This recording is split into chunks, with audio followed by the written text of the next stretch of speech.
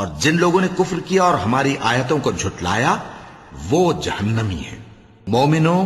جو پاکیزہ چیزیں اللہ نے تمہارے لیے حلال کی ہیں ان کو حرام نہ کرو،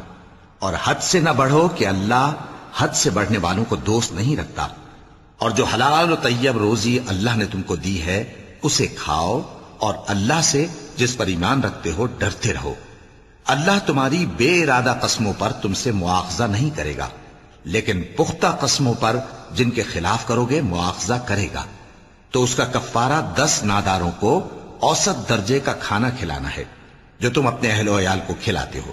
یا ان کو کپڑے دینا یا ایک غلام آزاد کرنا، اور جس کو یہ میسر نہ ہو وہ 3 روزے رکھے۔ یہ تمہاری قسموں کا کفارہ ہے جب تم قسم کھا لو اور اسے توڑ دو، اور اپنی قسموں کی حفاظت کرو۔ اس طرح اللہ تمہارے سمجھانے کے لیے اپنی آیتیں کھول کھول کر بیان فرماتا ہے تاکہ تم شکر کرو۔ اے ایمان والو، شراب اور جوا اور بت اور پانسے